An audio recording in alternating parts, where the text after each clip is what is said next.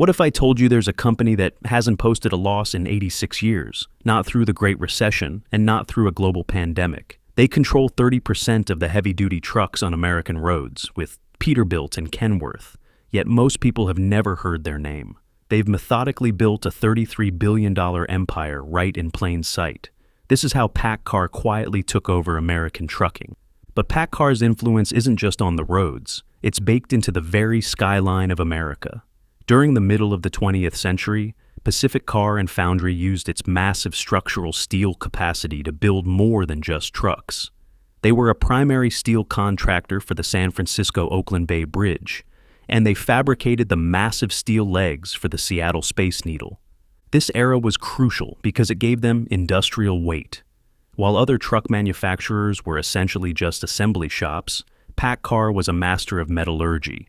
They understood how steel fatigued under pressure, a knowledge base they funneled directly into their truck frames.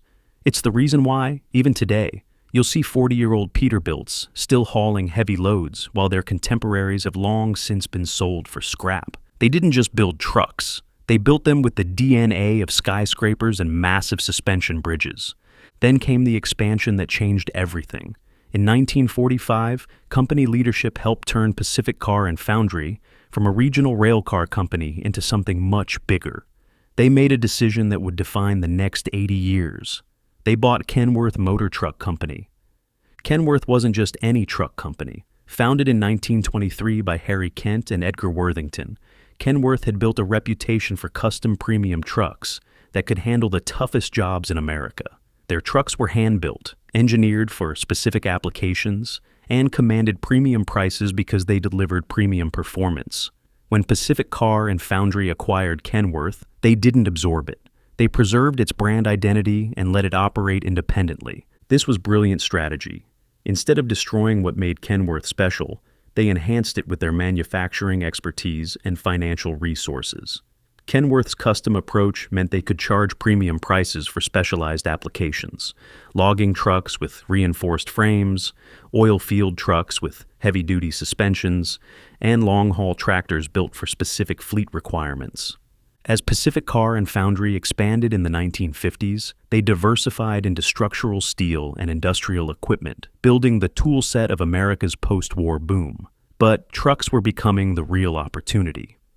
The Interstate Highway Act of 1956 created a massive network of roads that shifted freight transportation from rail to road, and Pacific Car and Foundry was positioned to dominate this emerging market. Specialized heavy-duty trucks were now essential for long-haul commerce, and Kenworth was already proving itself in the demanding conditions of the Pacific Northwest, where steep grades and heavy loads separated the reliable equipment from the pretenders. Then, in 1958, came the acquisition that would cement their trucking dominance.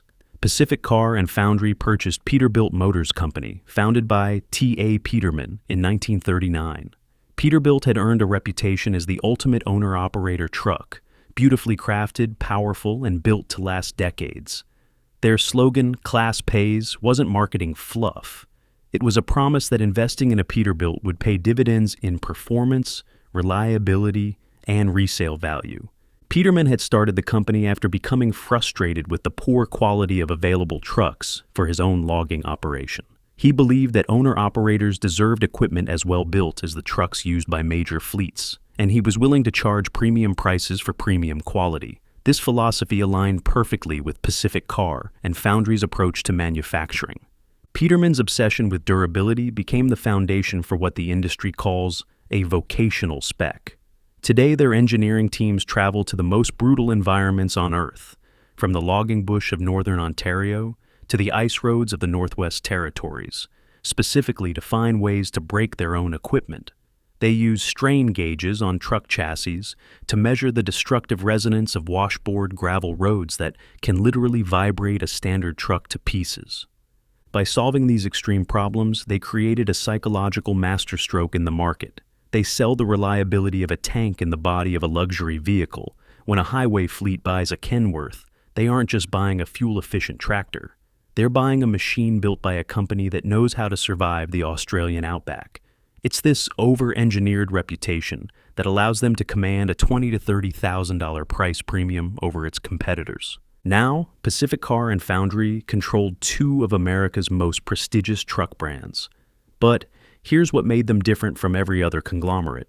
They let Kenworth and Peterbilt compete against each other while sharing resources behind the scenes. Kenworth focused on custom applications and fleet sales. Peterbilt targeted owner-operators and specialized hauling. Both brands maintained their distinct identities while benefiting from shared engineering, purchasing power, and manufacturing efficiency. This internal competition actually strengthened both brands. Kenworth engineers pushed to develop better fleet-oriented features, while Peterbilt focused on owner-operator amenities and customization options. The competition drove innovation while the shared resources kept costs manageable. By the early 70s, Pacific Car and Foundry had grown into one of the largest and most diversified heavy equipment manufacturers in North America. The company produced everything from logging equipment to military vehicles, but trucks were becoming the dominant revenue source. The truck divisions were generating higher margins than traditional industrial equipment, and the aftermarket parts business was proving to be a gold mine. In 1972, the company changed its name to PACCAR Inc., signaling its transformation from regional manufacturer to global powerhouse.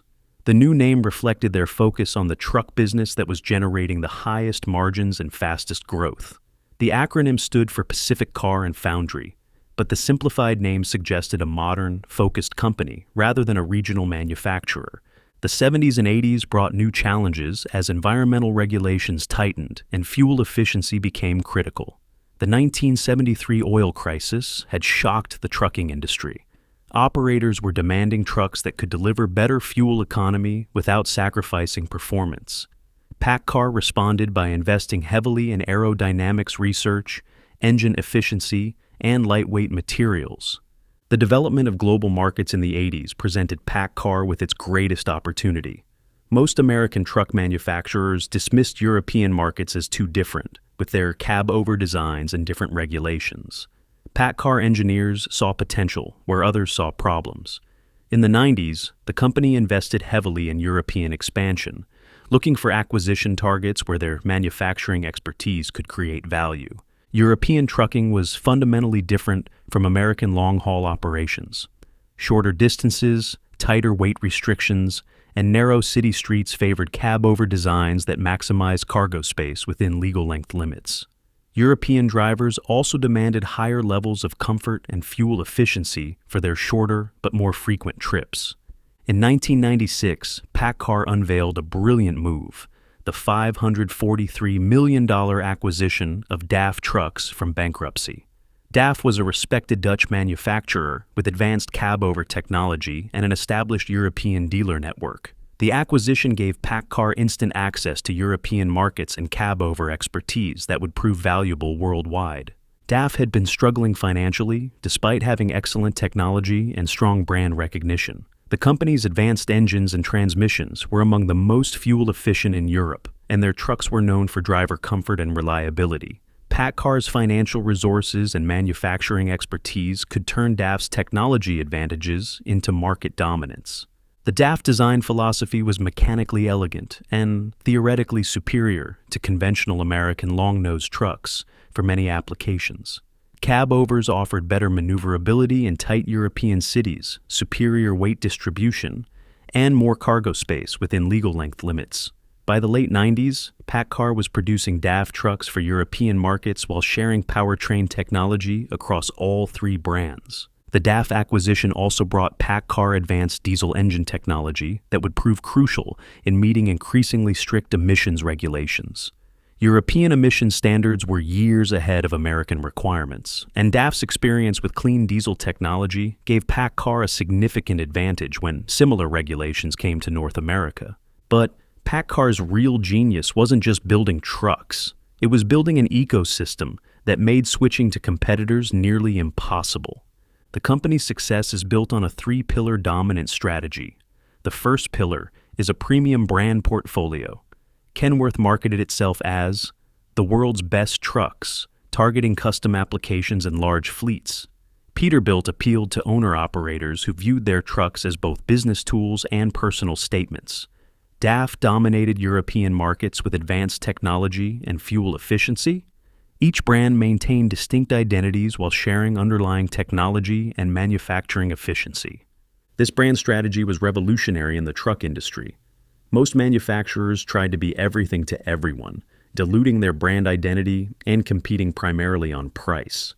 PACCAR created distinct brands for different market segments, allowing them to charge premium prices while avoiding direct price competition between their own products. The second pillar is the parts gold mine. This is where PACCAR really makes its money. In 2024, parts revenue hit a record $6.67 billion with pre-tax income of $1.71 billion from parts alone. Think about that. They made more profit from parts than most truck manufacturers make in total revenue. PACCAR operates 20 global distribution centers covering 3.9 million square feet, supplying a network of over 2,000 dealerships worldwide. The genius of their parts dominance goes even deeper than their own brands. In 1994, PACCAR launched TRP, a brand that represents a classic Trojan horse strategy. TRP doesn't just make parts for Kenworths and Peterbilts. They make high-quality parts for every truck brand on the road, including their biggest rivals like Freightliner and Volvo. By doing this, PACCAR turned their competitors' customers into their own recurring revenue streams. Today, there are over 300 dedicated TRP stores globally. If a rival brand's truck breaks down in a remote corner of the world, there is a statistically high chance the replacement part making that truck run again was sold by PACCAR. They aren't just winning the game, they own the equipment everyone else is forced to play with. This is why when you buy an actual PACCAR truck, you're not just buying a vehicle, you're entering a 15 to 20-year relationship where they'll supply every part, filter, and component that truck needs. This creates a recurring revenue model that's almost recession-proof. Trucks break down, trucks need maintenance, trucks require parts, and PACCAR controls the supply chain for 3 of the most popular truck brands in North America and Europe. Even when new truck sales decline during recessions, existing trucks still need parts and service. The parts business also provides valuable data about truck performance and reliability. PACCAR knows exactly which components fail most frequently, which applications cause the most wear, and which modifications improve durability. This information feeds back into their engineering process, creating better trucks that still generate profitable parts sales. The third pillar of their dominance is a financial services empire.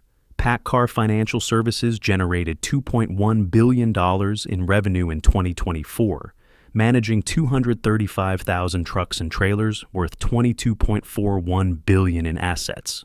They are a cornerstone of PACCAR's 86-year profit streak.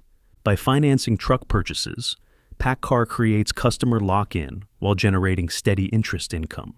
They know exactly which trucks perform best, which applications generate the highest returns, and which customers represent the best credit risks. This information advantage helps them design better trucks and make smarter lending decisions. The financing operation also provides stability during economic downturns. When new truck sales decline, the existing loan portfolio continues generating interest income. PACCAR can also offer more competitive financing terms than banks because they understand truck values and applications better than traditional lenders. PACCAR also invested heavily in technology leadership. Their PACCAR MX engines, the MX-11 and MX-13, are designed and manufactured in-house, giving them vertical integration advantages that competitors can't match. While other manufacturers buy engines from suppliers, PACCAR controls the entire powertrain development process. The MX engines were developed specifically for PACCAR trucks, optimized for fuel efficiency, durability, and integration with their own transmissions and chassis. This vertical integration allows them to offer better warranties, more responsive service, and performance optimization that competitors using third-party engines can't match. Their Silicon Valley Innovation Center focuses on autonomous truck development, advanced driver assistance systems, and connectivity solutions. PACCAR trucks are already equipped with Level 2 autonomous features, and they're developing Level 4 systems for highway applications. The company is also pushing into electric vehicles with a $2 to $3 billion battery facility in Mississippi, currently under construction. This joint venture is set to produce specialized lithium iron phosphate battery cells for Kenworth and Peterbilt trucks by 2027. Next-generation electric versions of their trucks are already in production, alongside advanced hydrogen fuel cell development for long-haul applications. But perhaps PACCAR's smartest move was building owner-operator loyalty programs. Peterbilt Preferred and Kenworth Privileges have over 350,000 combined enrollments, offering up to $4,000 annual savings on parts, service, and financing. These programs create lifetime customer relationships that competitors struggle to break. Owner-operators are the most loyal customers in trucking because their truck is both their business and their livelihood. A program that saves them money while providing better service creates emotional bonds that go beyond rational purchasing decisions. Many owner-operators will only consider PACCAR trucks because of these loyalty programs. But it's the competitive landscape where PACCAR's strategy gets really interesting. Freightliner, owned by Daimler, still holds the largest market share at 38%.